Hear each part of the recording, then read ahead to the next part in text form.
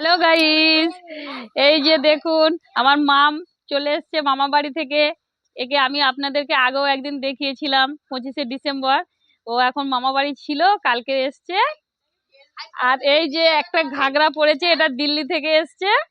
ওর একটা পিসিমা ওকে দিয়েছে, সেই ঘাগরা পরেছে। আজ সকালবেলা ঘুম ভাঙতে ঘাগরা পরে চলে এসেছে আমাদের বাড়ি। এখন একটু ঘাগরা পরে নাচ দেখাবে আপনাদেরকে। নাচ করো তো মামা, একটু নাচ করো, নাচ করো, তবে একটু নাচ করো, নাচ করো।